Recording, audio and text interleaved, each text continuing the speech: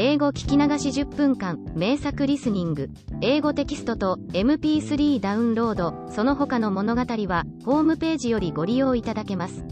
88thpp.com 88thpp.com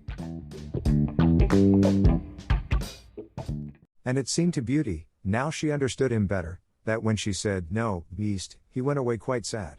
But her happy dreams of the handsome young prince soon made her forget the poor beast, and the only thing that at all disturbed her was to be constantly told to distrust appearances, to let her heart guide her, and not her eyes, and many other equally perplexing things, which, consider as she would, she could not understand.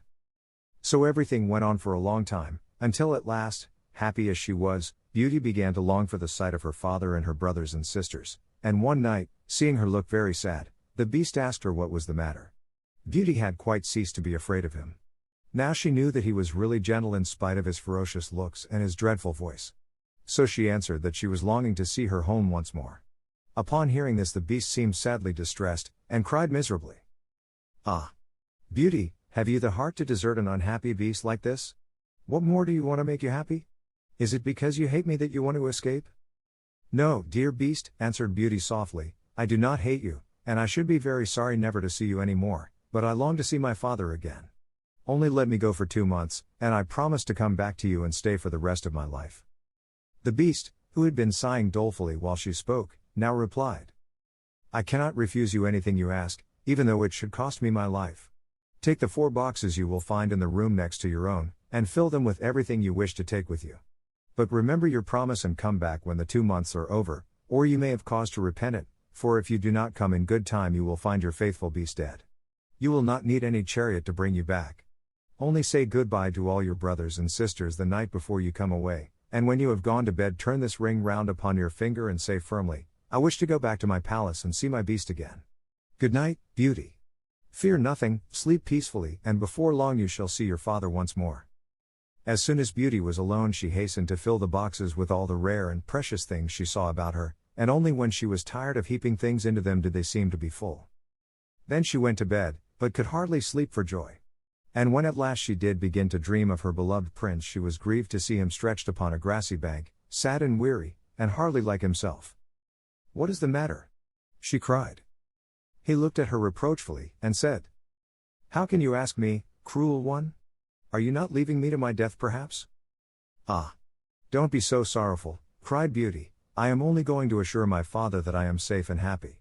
I have promised the beast faithfully that I will come back, and he would die of grief if I did not keep my word." "What would that matter to you?" said the prince. "Surely you would not care?"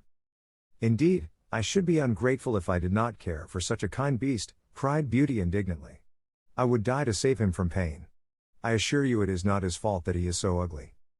Just then a strange sound woke her. Someone was speaking not very far away, and opening her eyes she found herself in a room she had never seen before, which was certainly not nearly so splendid as those she was used to in the beast's palace. Where could she be? She got up and dressed hastily, and then saw that the boxes she had packed the night before were all in the room. While she was wondering by what magic the beast had transported them and herself to this strange place she suddenly heard her father's voice, and rushed out and greeted him joyfully. Her brothers and sisters were all astonished at her appearance, as they had never expected to see her again, and there was no end to the questions they asked her. She had also much to hear about what had happened to them while she was away, and of her father's journey home. But when they heard that she had only come to be with them for a short time, and then must go back to the beast's palace forever, they lamented loudly. Then Beauty asked her father what he thought could be the meaning of her strange dreams, and why the prince constantly begged her not to trust to appearances. After much consideration, he answered, "You tell me yourself that the beast, frightful as he is, loves you dearly and deserves your love and gratitude for his gentleness and kindness. I think the prince must mean you to understand that you ought to reward him by doing as he wishes you to, in spite of his ugliness." Beauty could not help seeing that this seemed very probable. Still, when she thought of her dear prince who was so handsome, she did not feel at all inclined to marry the beast. At any rate, for 2 months she need not decide, but could enjoy herself with her sisters. But though they were rich now, and lived in town again, and had plenty of acquaintances, Beauty found that nothing amused her very much, and she often thought of the palace, where she was so happy, especially as at home she never once dreamed of her dear prince, and she felt quite sad without him. Then her sisters seemed to have got quite used to being without her, and even found her rather in the way, so she would not have been sorry when the 2 months were over but for her father and brothers, who begged her to stay, and seemed so grieved at the thought of her departure that she had not the courage to say goodbye to them. Every day when she got up she meant to say it at night, and when night came she put it off again, until at last she had a dismal dream which helped her to make up her mind.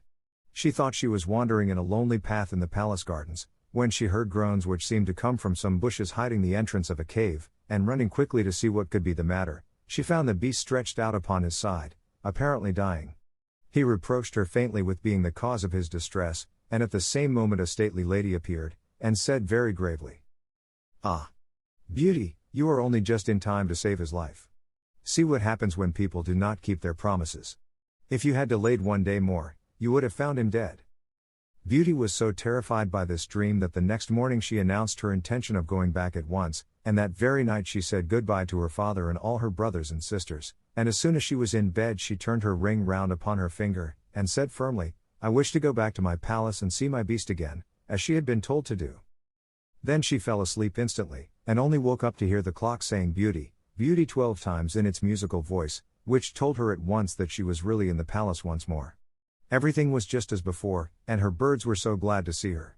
But Beauty thought she had never known such a long day, for she was so anxious to see the beast again that she felt as if supper time would never come. But when it did come and no beast appeared she was really frightened, so, after listening and waiting for a long time, she ran down into the garden to search for him. Up and down the paths and avenues ran poor Beauty, calling him in vain, for no one answered, and not a trace of him could she find, until at last, quite tired, she stopped for a minute's rest, and saw that she was standing opposite the shady path she had seen in her dream. She rushed down it, and, sure enough, there was the cave, and in it lay the beast, asleep, as Beauty thought. Quite glad to have found him, she ran up and stroked his head, but, through horror, he did not move or open his eyes. "Oh! He is dead, and it is all my fault," said Beauty, crying bitterly. But then, looking at him again, she fancied he still breathed, and, hastily fetching some water from the nearest fountain, she sprinkled it over his face, and, to her great delight, he began to revive. "Oh! Beast, how you frightened me," she cried. "I never knew how much I loved you until just now, when I feared I was too late to save your life." "Can you really love such an ugly creature as I am?" said the beast faintly. "Ah! Beauty, you only came just in time. I was dying because I thought you had forgotten your promise. But go back now and rest, I shall see you again by and by."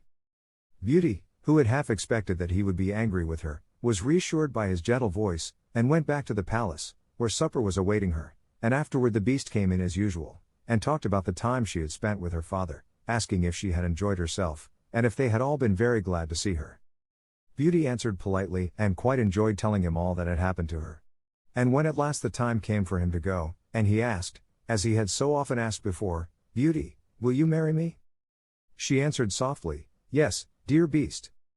As she spoke a blaze of light sprang up before the windows of the palace, fireworks crackled and guns banged, and across the avenue of orange trees, in letters all made of fireflies, was written, "Long live the prince and his bride." Turning to ask the beast what it could all mean, Beauty found that he had disappeared, and in his place stood her long-loved prince. At the same moment the wheels of a chariot were heard upon the terrace, and 2 ladies entered the room. One of them Beauty recognized as the stately lady she had seen in her dreams, the other was also so grand and queenly that Beauty hardly knew which to greet first.